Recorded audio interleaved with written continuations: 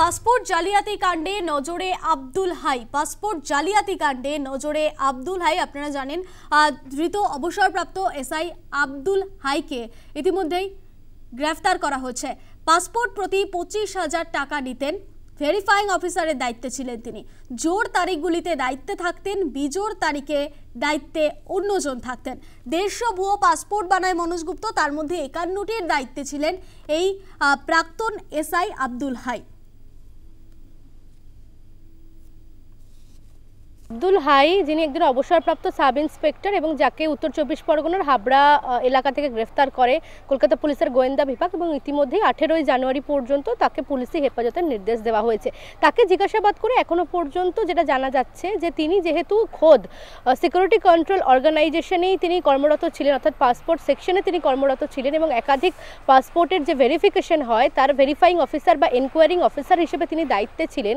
সেক্ষেত্রে যে পাসপোর্টগুলো তৈরি করা হচ্ছে সেটা জাল নথির ভিত্তিতেই হোক বা সঠিকভাবে সঠিক তথ্যের ভিত্তিতেই হোক, সেই ভেরিফিকেশনের দায়িত্ব কিন্তু থাকে মূলত এই সিকিউরিটি কন্ট্রোল অর্গানাইজেশনের এই ভেরিফাইং অফিসারদের। এবং আব্দুল হাই তিনি যেটা করতেন, প্রত্যেকটা মাসের যে জোড় তারিখগুলো রয়েছে, অর্থাৎ 2 তারিখ বা 4 তারিখ বা 6 তারিখ 8 তারিখ, সেই জোড় তারিখগুলোতে তিনি ডেকে পাঠাতেন সেই সমস্ত ব্যক্তিদেরকে যারা জাল নথিকে হাতিয়ার করে এই ভুয়ো পাসপোর্টগুলি তৈরি করতে চাইছেন।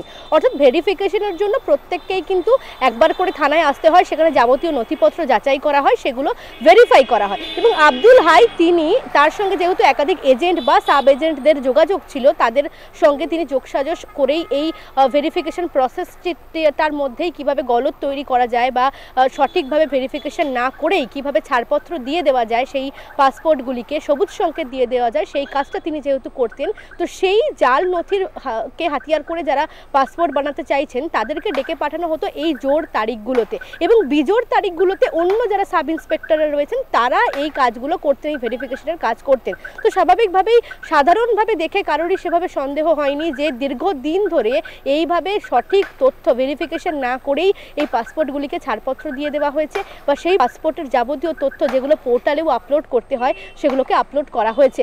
এবং তুমি জানো যে মনোজ গুপ্ত যার ট্যুরস অ্যান্ড ট্রাভেলসের ব্যবসা রয়েছে, সেই সংস্থার আড়ালেও রীতিমতো এই জাল পাসপোর্টগুলি তৈরি করে দেওয়া হতো। একাধিক এজেন্ট এবং সাব এজেন্টকে কাজে লাগানো হয়েছে এবং এখনও পর্যন্ত যে 150টি জাল পাসপোর্ট তৈরি করা হয়েছে তার মধ্যে 51টি পাসপোর্টের পুলিশ ভেরিফিকেশন রিপোর্ট বা পিভিআর তৈরি করেছিলেন এই আব্দুল হাই। এবং সেই 51টি পাসপোর্টকে হাতিয়ার করে বিভিন্ন বাংলাদেশি অনুপ্রবেশকারীরা তারা কিন্তু ইউরোপিয়ান বিভিন্ন কান্ট্রিতে ছড়িয়ে গিয়েছেন। সেখানে কেউ চাকরি করছেন, কেউ অন্য কোনো অসামাজিক কাজ বা নাশকতামূলক কাজের সঙ্গে কিন্তু জড়িয়ে পড়েছেন, সেগুলো ইতিমধ্যেই খতিয়ে দেখা হচ্ছে। এবং এই প্রত্যেকটা জাল পাসপোর্ট পিছু 25,000 টাকা করে নিতেন আব্দুল হাই। এখনো পর্যন্ত এমনটাই তথ্য উঠে এসেছে যে 25 থেকে 30,000 টাকা পর্যন্ত নেওয়া হতো। এবং সমরেশ বিশ্বাস যিনি গ্রেফতার হয়েছিলেন বারাসাত থেকে এই জাল পাসপোর্ট কাণ্ডের অন্যতম মাস্টার মাইন্ড, এবং তার সঙ্গে মনোজ গুপ্ত যাকে এই জাল পাসপোর্ট কাণ্ডের কিংপিন বলা হচ্ছে, এই সমরেশ বিশ্বাস এবং মনোজ গুপ্তের ব্যাংক অ্যাকাউন্ট থেকে আব্দুল হাইয়ের ব্যাংক অ্যাকাউন্টে ট্রানজাকশনের কিন্তু হদিশ মিলেছে। অর্থাৎ এই যে জাল পাসপোর্টের যে চক্র চলতো, সমরেশ বিশ্বাস বা এই মনোজ গুপ্তের কাছ থেকে আব্দুল হাই তিনি একাধিক ব্যাংকিং লেনদেন হয়েছে, টাকা ট্রানজাকশন হয়েছে। অর্থাৎ এই যে জাল পাসপোর্ট তৈরি করে দেওয়ার নামে যে টাকা নেওয়া হতো, লক্ষাধিক টাকা নেওয়া হতো কয়েকজনের কাছ থেকে, সেই টাকার ভাগ কিন্তু আব্দুল হাইয়ের কাছেও পৌঁছেছে। একেবারে ব্যাংকিং ট্রানজাকশনের মাধ্যমে সেই টাকা তার কাছে পৌঁছে যেত, এমনটাই কিন্তু তথ্য উঠে এসেছে। এবং যেহেতু 2023 সালে তিনি অবসর নেন এই পাসপোর্ট সেকশন থেকে, তার আগে যতদিন পর্যন্ত তিনি এই সিকিউরিটি কন্ট্রোল অর্গানাইজেশনে তিনি কাজ করেছেন, দীর্ঘদিন ধরে এভাবেই কিন্তু নিজের পদকে কাজে লাগিয়ে নিজের যে ডিপার্টমেন্ট সেই ডিপার্টমেন্টের সুযোগ নিয়ে দীর্ঘদিন ধরে তিনি এভাবেই কোনো রকম প্রপার ভেরিফিকেশন ছাড়াই পাসপোর্টগুলিকে ছাড়পত্র দিয়ে গিয়েছেন বা সেভাবে এই কাজ হয়েছে।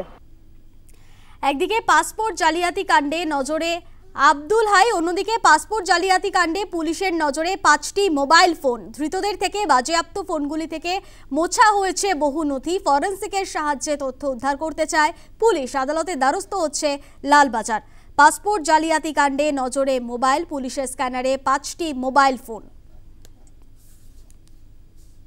পাসপোর্ট জালিয়াতি কাণ্ডে এখনো পর্যন্ত কিন্তু 9 জনকে গ্রেফতার করা হয়েছে। তার মধ্যে অন্যতম কিংপিন মনোজ গুপ্ত এবং তারই সঙ্গে সমরেশ বিশ্বাস, যাকে বারাসাত থেকে গ্রেফতার করা হয়, ধীরেন ঘোষ এবং গতকাল যার পুলিশে হেফাজতের নির্দেশ হয়েছে অর্থাৎ আব্দুল হাই। এই 4 জনের কাছ থেকে সমরেশ বিশ্বাস, ধীরেন ঘোষ, তার সঙ্গে মনোজ গুপ্ত এবং আব্দুল হাই, এই 4 জন ধৃত ব্যক্তির কাছ থেকে 5টি মোবাইল ফোন উদ্ধার করা হয়েছে এবং সেই মোবাইল ফোনেও দেখা যাচ্ছে বেশ কিছু ডিজিটাল তথ্য মিলেছে, অর্থাৎ ব্যাংকিং ট্রানজাকশনের বিভিন্ন ডিটেলস, কোন কোন জাল নথিকে হাতিয়ার করে পাসপোর্ট তৈরি করা হবে তার বিভিন্ন ডিটেলস পাওয়া গিয়েছে এবং অবশ্যই কল ডিটেলস রেকর্ড থেকে শুরু করে একাধিক ডিজিটাল তথ্য কিন্তু সেই মোবাইল ফোনের মধ্যেই লুকিয়ে রয়েছে। এবং তদন্তকারীরা যারা দাবি করছেন যে এই ডিজিটাল তথ্যের মধ্যে অনেক তথ্যই কিন্তু ইতিমধ্যে ডিলিট করে দেওয়া হয়েছে, অর্থাৎ যে সময় এই কথোপকথন হয়েছে তারপরে সেই তথ্যগুলিকে তারা নিজেরাই ডিলিট করে দিয়েছেন যাতে কোনো রকমভাবে কোনো সন্দেহ না হয়। তো সেই ডিলিট করে দেওয়া তথ্যের মধ্যেই বিভিন্ন সূত্র লুকিয়ে থাকতে পারে বলেই তদন্তকারীরা মনে করছেন। তার কারণ 9 জন যারা গ্রেফতার হয়েছেন তারা ছাড়াও বিভিন্ন জেলায় আরও কারা কারা এরকম চক্রের সঙ্গে জড়িত ব্যক্তিরা জড়িত রয়েছেন, কাদের কাদের সঙ্গে যোগাযোগ করা হয়েছিল, কাদের মাধ্যমে টাকা ট্রানজাকশন হয়েছে এবং যে জাল পাসপোর্ট তৈরি করে দেওয়া হয়েছে বাংলাদেশি অনুপ্রবেশকারীদের সঙ্গে যে যোগাযোগ রাখতেন তারা, তো এই গোটা বিষয়টা সম্পর্কে যাতে আরও বিস্তারিত তথ্য জানা যায়, যে কারণে এই 5টি মোবাইল ফোনের ডিজিটাল তথ্য সংগ্রহের জন্য ইতিমধ্যেই আদালতের কাছে আবেদন করা হয়েছিল। গতকাল আলিপুর আদালতের বিচারক সেই আবেদন মঞ্জুর করেছেন এবং ফরেন্সিক বিশেষজ্ঞদের সাহায্য নিয়ে সেই মোবাইল ফোনগুলি থেকে ডিলিট হয়ে যাওয়া বিভিন্ন ডিজিটাল তথ্য সেগুলোই কিন্তু সংগ্রহের জন্য ইতিমধ্যেই লালবাজারের যারা তদন্তকারী আধিকারিকরা রয়েছেন তারা তৎপর হয়েছেন এবং সেখান থেকে এই জালিয়াতির ক্ষেত্রে আরও একাধিক সূত্র পাওয়া যাবে বলেই মনে করা হচ্ছে। এই পাসপোর্ট জালিয়াতি কাণ্ডে কি বললেন কুণাল ঘোষ, শুনব। না না, এটা তো হতেই পারে, এটা যুগ যুগ ধরে চলে আসছে। পাসপোর্ট জালিয়াতি এটা নতুন নয়। পাসপোর্ট জালিয়াতি সিপিএম জমানায় মানে ভুরি ভুরি হয়েছে। পাসপোর্ট জালিয়াতি অন্য রাজ্যেও হয়, কিছু অসাধু চক্র কাজ করে এবং সিস্টেমের মধ্যে থেকে দু একটা খারাপ লোক তাদের সঙ্গে হাত মিলিয়ে নিশ্চয়ই থাকে, নইলে এগুলো কিভাবে হবে। আর এগুলো সব নতুন কিছু না, এগুলো চিরকাল এইগুলোই হয়ে এসছে। এখন অনেক কমেছে, যারা করছে তাদের পুলিশ ধরছে। কংগ্রেস নেতা অধীর রঞ্জন চৌধুরী কি বলছেন, শুনব। পাসপোর্ট জালিয়াতি এটা তো একটা ব্যক্তির পক্ষে সম্ভব না। পাসপোর্ট করতে গেলে অনেক কিছু নিয়ম কানুন মানতে হবে। আসল নকল যাই কিছু করুন না কেন আপনাকে আধার কার্ড দেখাতে হবে, পরিচয়পত্র দেখাতে হবে, পুলিশের ভেরিফিকেশন দেখাতে হবে, তবে না পাসপোর্ট। তা পুলিশ ভেরিফিকেশন কারা করে? দিল্লির পুলিশ না বাংলার পুলিশ? পুলিশ ভেরিফিকেশনের রিপোর্ট তারা কি করে জোগাড় করে বলুন এবার একটা একটা করে। এখানে আধার কার্ড কারা কিভাবে জোগাড় হয়? বিএসএফ দেয়, দিল্লি দেয়, না আপনি দেন, কোনটা?